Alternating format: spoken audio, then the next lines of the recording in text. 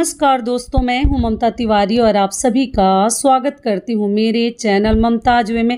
कैसे हैं आप सब? तो चलिए दोस्तों, आज हम इस वीडियो में निर्जला एकादशी की संपूर्ण पूजा विधि जानेंगे और समझेंगे कि क्या क्या हमें करनी है, कब प्रसाद उठानी है, पूजा कैसे करनी है, किन किन बातों का ध्यान रखनी है, तुलसी जी की पूजा कैसे करनी है। तो सुबह से लेकर शाम तक के संपूर्ण नियम विधि मैं आपके साथ शेयर करूंगी कि एकादशी के दिन हमें क्या करनी है और कैसे करनी है। तो ध्यान से बातों को समझ लीजिएगा। तो चलिए वीडियो को शुरू करते हैं। इससे पहले दोस्तों, अगर आपको मेरा वीडियो पसंद आता है तो प्लीज़ आप मेरे चैनल को सब्सक्राइब कर दीजिएगा, बेल आइकन को प्रेस कर दीजिएगा, जिससे कि मेरे वीडियो के नए नोटिफिकेशन आप सभी के पास सबसे पहले पहुंचे।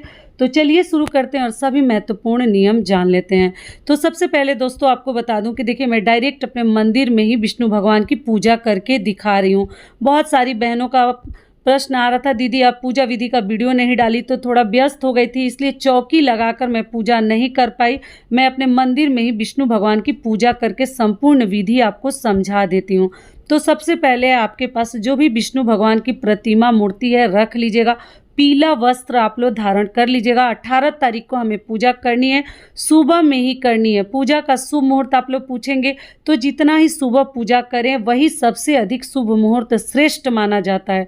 तो विष्णु भगवान का फोटो प्रतिमा आप लोग रख लीजिएगा और एक कलावा वस्त्र के रूप में दे सकते हैं या पीला कपड़ा भी दे सकते हैं। एक फूलों का हार आप लोग चढ़ा दीजिएगा।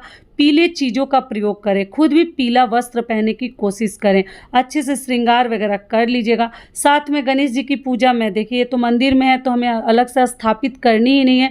तो आपके घर में जो भी गणेश जी की प्रतिमा है, प्रथम पूजा गणेश जी की कर दीजिएगा।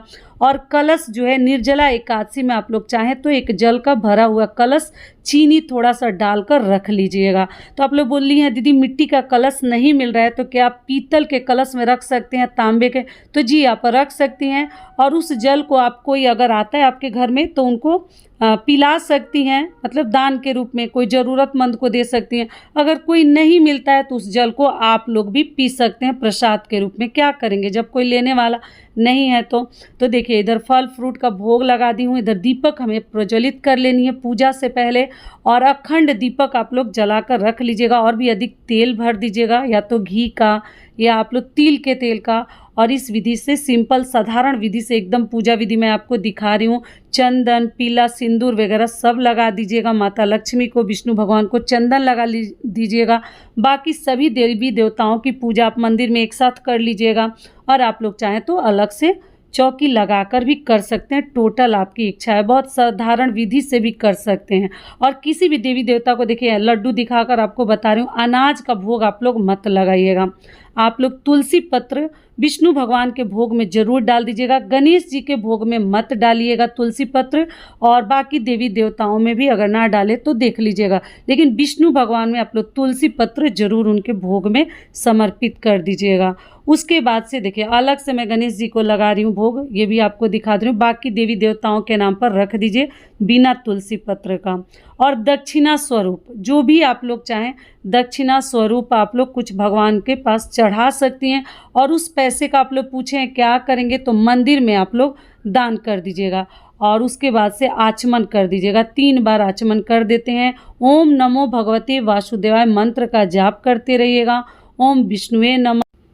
ठीक है, तो इस प्रकार से हम 3 बार आचमन कर लेंगे। भगवान को आप लोग अच्छे से प्रणाम कर लीजिएगा और संकल्प जरूर ले लीजिएगा।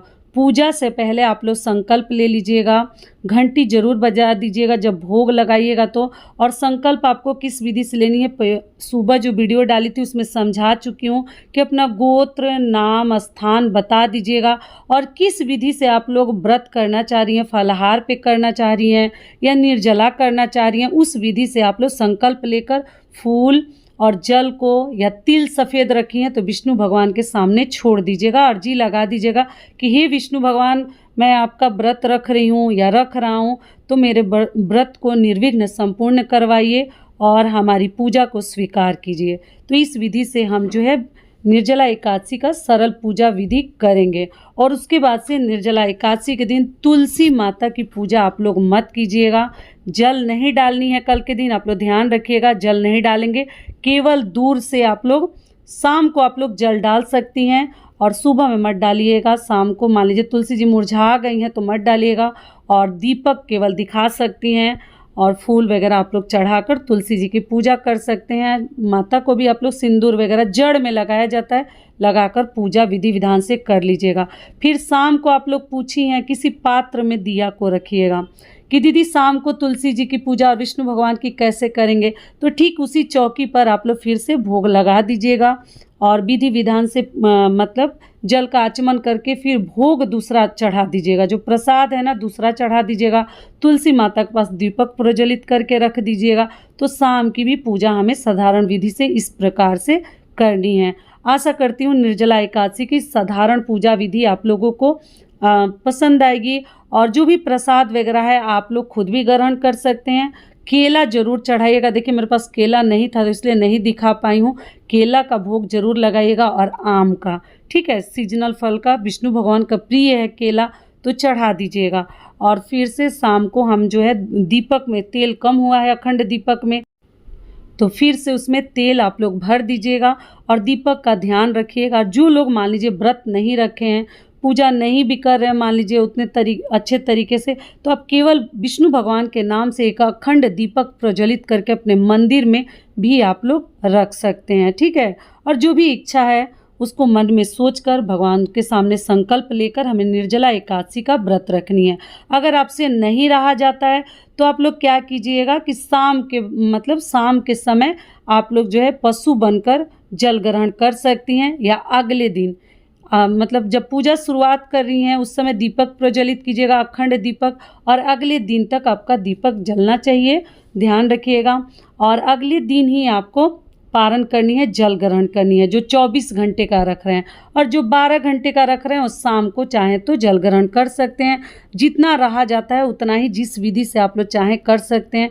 उसके बाद विष्णु भगवान की हम आरती करेंगे तो आप उसी दीपक से भी कर सकते हैं। अखंड दीपक से मत कीजिएगा। जो पूजा मान लीजिए जिनको अखंड दीपक नहीं जलानी है तो वो जो पूजा में दीपक रखें उससे भी आप आरती कर सकती हैं, या अलग से कपूर जलाकर भी प्रज्वलित करके आप लोग जो है आरती कर सकती हैं। विष्णु भगवान के पूजा में शंख की भी पूजा कर लीजिएगा। देखिए मैं शंख रख कर दिखाई हूँ, और आपके घर में कोई पुरुष है उनसे शंख आप लोग बजवा दीजिएगा, ठीक है, बजाने के लिए बोल दीजिएगा।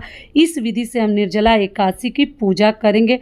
आशा करती हूँ सभी बातें आपको पसंद आएगी। तो चलिए अब आगे जान लेते हैं पारण का शुभ मुहूर्त क्या है, तो आप लोग उस समय पारण कर लीजिएगा, ठीक है। 19 जून को दिन बुधवार को सुबह 5:24 से लेकर 7:28 तक आप लोग पारण कर सकते हैं। तो ये वीडियो मेरा यहीं तक का था। फिर मिलती हूँ एक नए वीडियो में, तब तक के लिए नमस्कार। स्वस्थ रहिए, सुरक्षित रहिए, और जहाँ कहीं भी रहिए खूब खुश रहिए। धन्यवाद।